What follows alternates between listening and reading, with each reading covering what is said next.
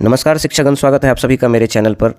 आज मैं आपके बीच कक्षा 7 के भूगोल को लेकर के आया हूं और उसका अध्याय 3 जिसका नाम है आंतरिक बल एवं उससे बनने वाली भू-आकृतियाँ।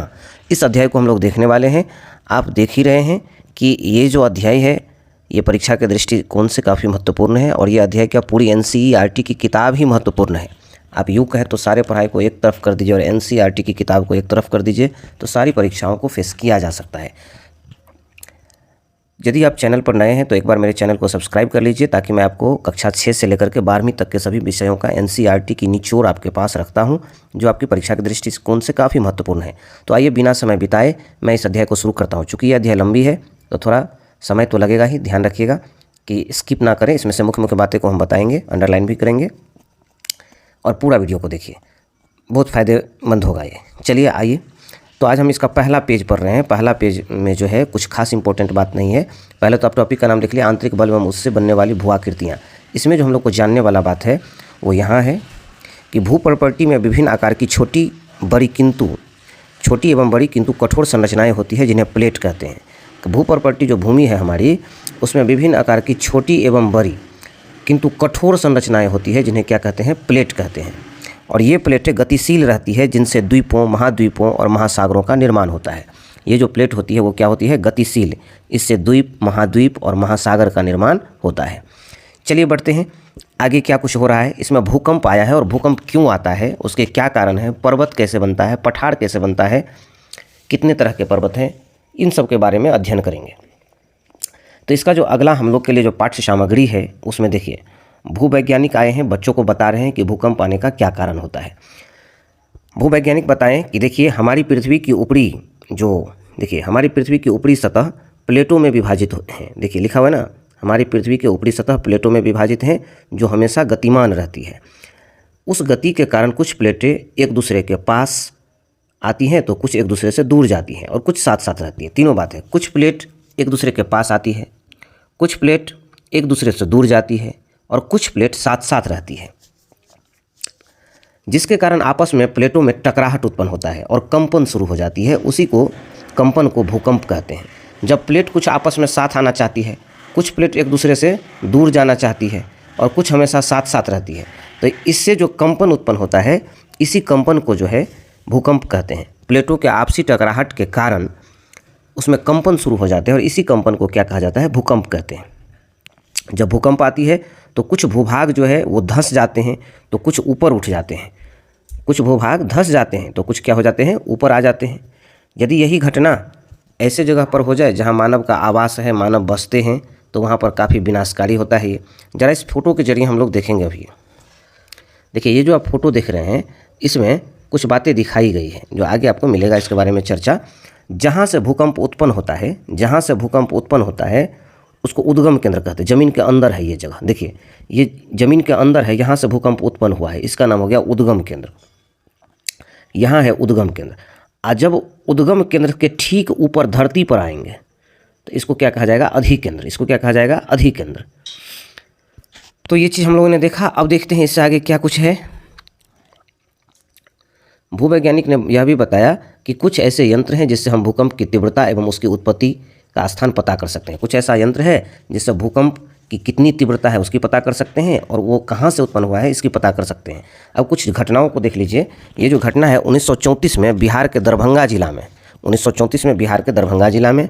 उसके बाद सितंबर 1993 में महाराष्ट्र के लातूर में और जनवरी 2001 में कच्छ एवं भुज जो गुजरात का है, यहाँ पर भयंकर भूकंप के झटके महसूस हुए और जान माल की काफ़ी अधिक क्षति हुई। देख सकते हैं 1934 में दरभंगा बिहार में, सितंबर 1993 में महाराष्ट्र के लातूर में, जनवरी 2001 में कच्छ एवं भुज जो गुजरात में है, यहाँ पर भूकंप के भयंकर झटके आए। अब जो है यहाँ पर देख लीजिए, 11 मार्च 2011 को जापान के उत्तर पूर्वी तट पर भयंकर भूकंप के झटके महसूस किए गए जिससे हजारों लोगों की मृत्यु हुई। अब कुछ यंत्र के नाम हम लोग देखेंगे, समझे। भूकंप की तीव्रता सिस्मोग्राफ से मापते हैं। भूकंप की तीव्रता मापने वाले यंत्र का क्या नाम है, सिस्मोग्राफ। भूकंप की तीव्रता मापने वाले यंत्र का क्या नाम है, सिस्मोग्राफ। और रिक्टर पैमाना भूकंप की तीव्रता मापने का इकाई है। तो भूकंप की तीव्रता मापने का जो यूनिट है उसका नाम है रिक्टर पैमाना और भूकंप मापने वाले यंत्र को क्या कहते हैं, सिस्मोग्राफ। तो ये भी क्वेश्चन यहाँ से बन जाता है। भूकंप को मापने वाले यंत्र को क्या कहा जाता है? सिस्मोग्राफ। और जिस पैमाने पर भूकंप को मापा जाता है उसको कौन सा पैमाना कहते हैं? रिक्टर पैमाना। चलिए आगे हम लोग देखते हैं। अगला पेज में भारत के नक्शा पर जो है कुछ भूकंप प्रभावित क्षेत्रों को दिखाया गया है।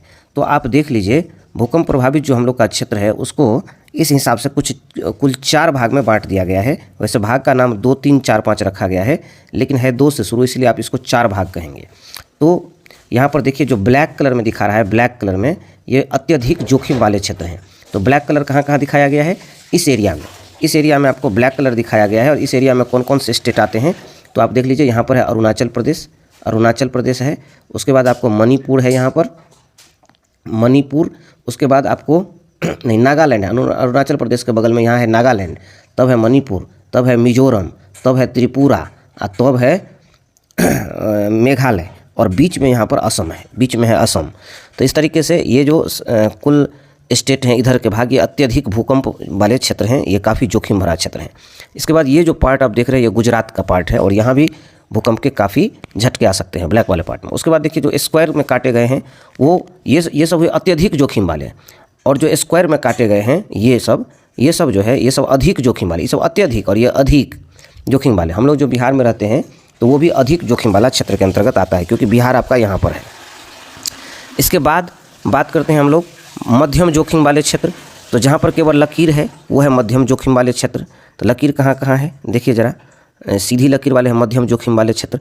तो सीधी जो लकीर वाले क्षेत्र हैं वो ये सब हैं, ये सब है मध्यम जोखिम वाले क्षेत्र, मध्यम जोखिम वाले क्षेत्र। और सबसे कम जोखिम वाले क्षेत्र ये सब है, बुनका वाला जो है वो सबसे कम जोखिम वाले क्षेत्र हैं।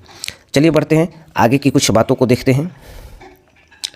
अब भूवैज्ञानिक कुछ और बातें कहे हैं कि भूकंप को रोक हम लोग नहीं सकते हैं, लेकिन इसके प्रति जागरूकता पैदा करके इससे होने वाले नुकसान को हम लोग कम कर सकते हैं। क्या भूकंप का प्रभाव सभी जगह एक जैसा हो सकता है?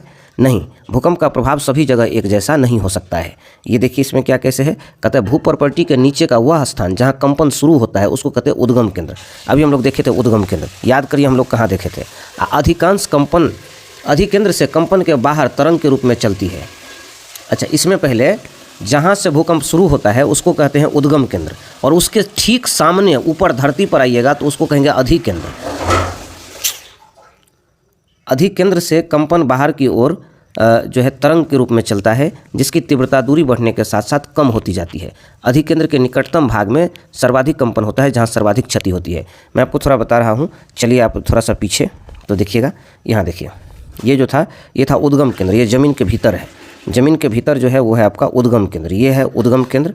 और इसके सीधे ज़मीन पर आएंगे तो इसको कहा जाएगा अधिकेंद्र। और अधिकेंद्र पर जो है ये जो है ऐसे तरंग के रूप में बढ़ता जाता है। तो यदि ज़्यादा तरंग आता है, तरंग अधिकेंद्र के जो नज़दीक का पार्ट है इसमें ज़्यादा झटका लगता है, जितना दूर होता जाएगा उतना झटका जो है कम लगेगा। तो ये तरंग के रूप में चारों तरफ फैलता है अधिकेंद्र के पास। बढ़ते हैं आगे। हम लोग को इससे बचने के क्या क्या उपाय करने चाहिए? तो हम लोग को मजबूत मेज, पलंग या चौकी के नीचे छुप जाना चाहिए, और आग वाले सामान, चिमनी, कमज़ोर छत, कमज़ोर दीवार से दूर हट जाना चाहिए। अब खुली जगह या मैदान में जाना चाहिए। बिजली के खंभों, वृक्षों से दूर रहना चाहिए, क्योंकि यह उखड़कर कहीं हम लोग पर न गिर जाए। भूकंप से बचाव के लिए भवन निर्माण में भी भूकंप रोधी तकनीक का इस्तेमाल करना चाहिए।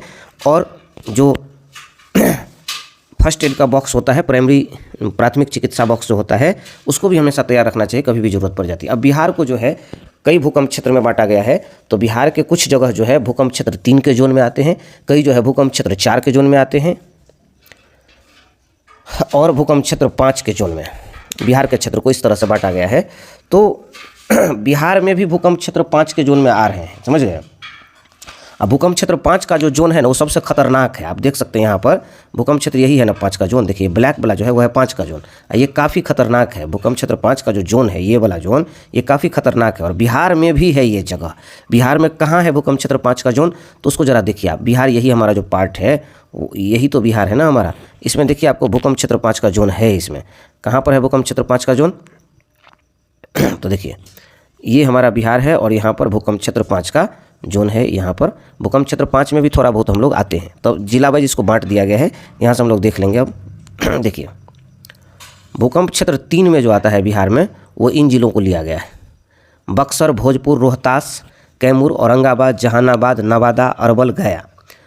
पटना से उधर का सब इलाका है, ये सब भूकंप क्षेत्र 3 के अंतर्गत आते हैं। भूकंप क्षेत्र 4 में आते हैं पूर्वी चंपारण, पश्चिम चंपारण, सिवान, गोपालगंज, सारण, मुजफ्फरपुर, वैशाली, पटना, समस्तीपुर, नालंदा, बेगूसराय, पूर्णिया, कटिहार, मुंगेर, भागलपुर, लखीसराय, जमुई, बांका एवं खगड़िया। अब भूकंप क्षेत्र 5 में देखिए, ये खतरनाक जगह होता है। भूकंप क्षेत्र 5 में जो आता है हम लोग का जगह, उसी में सीतामढ़ी, मधुबनी, दरभंगा सब आ जाता है। इस तरफ का सब NH-57 से जोड़ दीजिए तो देखिए मधुबनी, सुपौल, सहरसा, अररिया, मधेपुरा, किशनगंज, दरभंगा, ये सब काफ़ी भूकंप क्षेत्र में अत्यधिक जोखिम वाला क्षेत्र में आता है। ये सब भूकंप क्षेत्र 5 में ये सब है। चलिए अब पृथ्वी के कुछ बल के बारे में हम लोग अध्ययन करते हैं। पृथ्वी के जो बल हैं वो 2 तरह के हैं, एक है आंतरिक बल और एक है बाह्य बल। तो आंतरिक बल जो है उसमें दीर्घकालीन भू संचलन होता है और आकस्मिक भू संचलन होता है। तो दीर्घकालीन होता है जो लंबे समय तक होता रहता है, और आकस्मिक होता है जो अचानक होता है। तो दीर्घकालीन भू संचलन 2 तरह के होते हैं, एक होता है महाद्वीपीय निर्माणकारी बल और एक होता है पर्वत निर्माणकारी बल। दीर्घकालीन में जो है 2 तरह के बल लगते हैं, एक होता है महाद्वीपीय निर्माणकारी बल और एक होता है पर्वत निर्माणकारी बल। अब आकस्मिक भू संचलन जो होता है उसमें आकस्मिक मतलब अचानक, या तो ज्वालामुखी फटेगी या भूकंप आएगा या भूस्खलन आएगा। भूस्खलन मतलब जमीन ही जो है ढह के कहीं से कहीं चला जाता है, इसमें घर द्वार सब ढह जाता है। तो आप देख सकते हैं भूकंप जो आता है हम लोग का वो किस में है, भूकंप जो है वो है आपको आकस्मिक भू संचलन में, आंतरिक बल के अंतर्गत आता है। पृथ्वी के आंतरिक बल के अंतर्गत आकस्मिक भू संचलन में भूकंप भी है, ज्वालामुखी भी है, भूस्खलन भी है। अब बाह्य बल का चर्चा करते हैं तो इसमें अनाच्छादन होता है, ऋतुक्षय और अपर्दन होता है। अब जो है कुछ शिक्षक भी बता रहे हैं, उन बातों को देख लीजिए। शिक्षक बताए कि हमारी पृथ्वी प्लेटों में विभक्त है। पृथ्वी के अंदर के ताप एवं दाब के कारण पदार्थ चट्टान पिघली हुई अवस्था में होती है, जिसे मैग्मा कहते हैं। यह सदैव गतिशील रहता है। जहाँ कहीं भी पृथ्वी की परत कमजोर होती है वहाँ से यह धरातल के ऊपर धुएं, भाप, राख, आग, गर्म तरल के रूप में निकल आता है।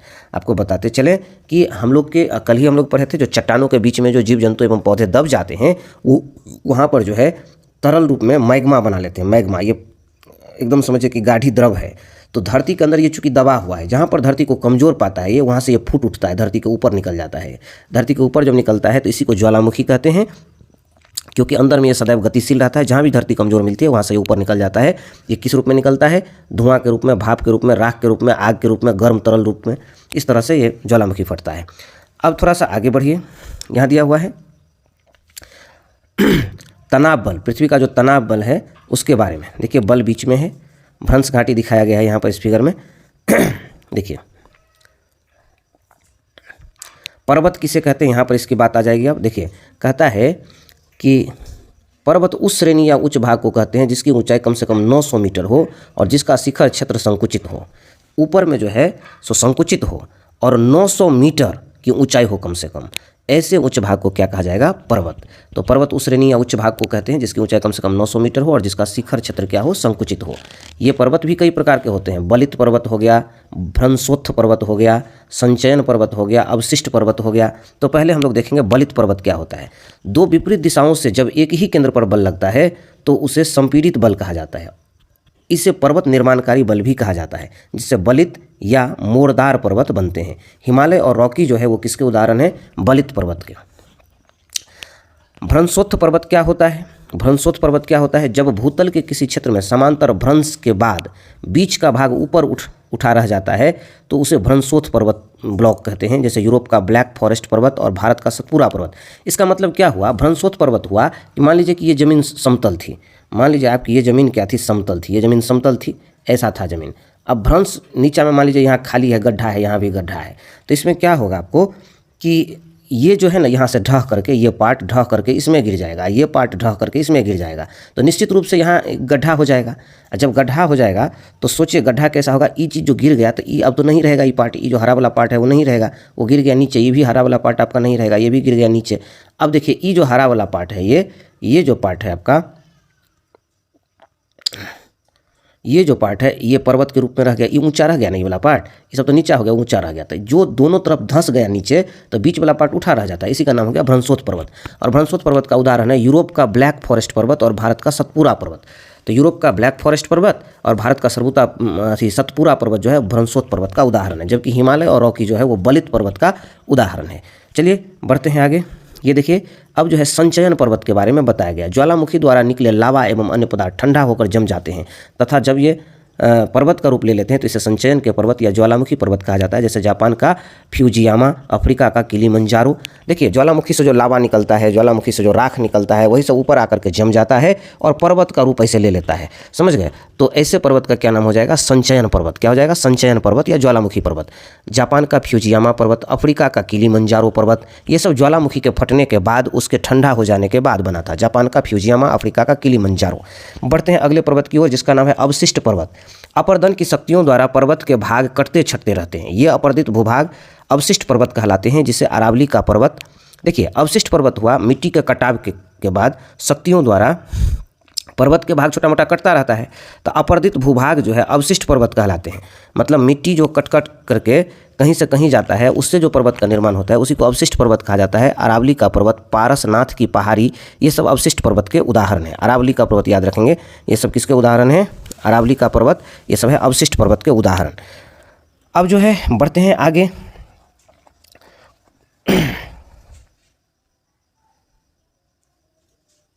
पठार क्या होता है? देखिए पठार क्या होता है उसके बारे में जरा अध्ययन कर लें हम लोग। कहता है कि धरातल में वैसी आकृति भी है जो समुद्र तल या समीपवर्ती धरातल से एकदम से ऊंचा प्रतीत होता है और प्रायः खड़ी ढाल वाली होती है। इसकी ऊंचाई सतह काफ़ी विस्तृत क्षेत्र में फैली होती है, इसे ही पठार कहते हैं। कभी कभी पठार के ऊपर छोटी छोटी पहाड़ियाँ भी पाई जाती है। पठार क्या हुआ? जो जमीन है ना समतल, उससे अचानक ही इस तरह से खड़ा हो गया है, समझ गए। काफ़ी ऊंचाई होता है और काफ़ी इसकी ढाल होती है, समझ गए। और पठार पर भी कभी कभी छोटी मोटी पहाड़ियाँ ऐसे ऐसे देखने को मिलती है। तो इसके बारे में शिक्षक बताए हैं, जरा गौर से देखिए। बताए हैं कि कभी कभार क्या हो जाती है कि समुद्र तल या समीपवर्ती धरातल से एकदम से ऊंचा प्रतीत होता है, यह प्रायः खड़ी ढाल वाला होता है, इसके ऊपर सतह काफ़ी विस्तृत क्षेत्र में फैला होता है, इसे ही क्या कहते हैं? पठार कहते हैं। तो बढ़ते हैं आगे। अब यहाँ पर जो है कुछ पठार का नाम दे दिया गया है। महाद्वीपीय पठार, शिल पठार, वायुड निक्षेप पठार, हिमनदीय निक्षेपण पठार, लावा निर्मित पठार, अंतर पर्वतीय पठार, गिरिपद पठार, छोटा नागपुर का पठार एक प्रसिद्ध पठार है। ये तो पूछा भी जाता है, छोटा नागपुर का पठार क्या है? एक प्रसिद्ध पठार है। अब मैदान क्या होता है? तो देखिए सामान्य ढाल एवं समतल भूमि वाले क्षेत्र को मैदान कहते हैं। जहाँ पर ढाल एकदम सामान्य हो, जनरल हो, भूमि समतल हो, उसी को क्या कहा जाएगा? मैदान। देखिए सामान्य ढाल एवं समतल भूमि वाले क्षेत्र को मैदान कहते हैं। ये समुद्र तल से ऊंचे या नीचे भी हो सकते हैं। ये प्रायः एक ही प्रकार की मिट्टी के बने होते हैं, जिनमें थोड़ा बहुत स्थानीय अंतर हो सकता है। ग्लोबल वार्मिंग के चलते समुद्र तल बढ़ रहा है, जिसके कारण कुछ मैदान समुद्र तल के नीचे होते जा रहे हैं। तो इस तरह से हम लोगों ने देखा आज का जो ये चैप्टर था काफ़ी लंबा था, आंतरिक बल एवं उससे बनने वाली भू आकृतियाँ। चलिए आज इसके जो क्वेश्चन आंसर है उसको देख लेते हैं। ऑब्जेक्टिव को पहला है छोटा नागपुर क्या है? अभी तुरंत हम लोग पढ़े हैं छोटा नागपुर क्या है। तो यहाँ पर देखिए तुरंत अभी आप देख सकते हैं, यहाँ पर पढ़े हम लोग छोटा नागपुर का पठार एक प्रसिद्ध पठार है। तो इसका उत्तर क्या हो जाएगा? छोटा नागपुर क्या है? एक तो पठार है। छोटा नागपुर क्या है? एक पठार है। क इसका सही हो जाएगा। अब है भू सतह पर भूकंप के केंद्र के ऊपर स्थित स्थान क्या कहलाता है? सबसे नीचे जो होता है उसको कहते हैं उद्गम केंद्र। इसके सामने जो धरती पर आएंगे तो उसका नाम हो जाता है अधिकेंद्र। बढ़ते हैं आगे। आगे जो क्वेश्चन है हम लोग का वो है, आपको ये ऊपर आने वाला है नहीं, तो इस स्थिति में क्या करेंगे हम पढ़ देते हैं। भारत को कितने भूकंप तीव्रता में बांटा गया है? तो भारत को 4 भूकंप तीव्रता वाले क्षेत्र में बांटा गया है। सतपुरा पर्वत उदाहरण है, तो सतपुरा पर्वत अभी तुरंत आप पढ़े थे, भंसोथ पर्वत का उदाहरण है। अभी हम लोग पढ़े थे पर्वत में, तो उसी में था सतपुरा पर्वत जो है वो कौन सा पर्वत है? भंसोथ पर्वत। देखिए यहाँ पर है ना सतपुरा का पर्वत, यहाँ है सतपुरा का पर्वत, ये कौन सा है? भंसोथ पर्वत है। चलिए बढ़ते हैं अगले प्रश्न की ओर। अगला जो हम लोग का प्रश्न है वो हो गया, ऑब्जेक्टिव खत्म हो गया, मिलान करना है। ये पेज ऊपर नहीं आ रहा है, फिर भी हम यहीं से बता रहे हैं आपको। मिलान जो करना है उसमें मिलान करिए। हिमालय जो है आपका, हिमालय वो आ जाएगा आपको बलित पर्वत से मिल जाएगा। हिमालय मिल जाएगा बलित पर्वत से। फ्यूजियामा जो है फ्यूजियामा अभी पढ़े थे हम लोग, जो फ्यूजियामा है हम लोग का, यहाँ पर देख लीजिए फ्यूजियामा। फ्यूजियामा देखिए जापान का फ्यूजियामा जो है ये संचयन पर्वत है। तो फ्यूजियामा में जो हम लोग लगाएंगे चिन्ह वो किस में लगाएंगे? संचयन पर्वत पर। तो इसका जो मिलान होगा फ्यूजियामा का वो किससे होगा? संचयन पर्वत से होगा। फ्यूजियामा का हो जाएगा संचयन पर्वत से। उसके बाद अरावली अभी तुरंत पढ़ें, अरावली जो है वो अवशिष्ट पर्वत में आएगा। दक्कन जो है लावा निर्मित पठार होगा। तो इस तरह से आज हम लोगों ने इसको खत्म किया। इसे पूरा देखिए, देखते रहिए, फिर कल हम अगले अध्याय के साथ आएंगे। तब तक के लिए शुभ रात्रि।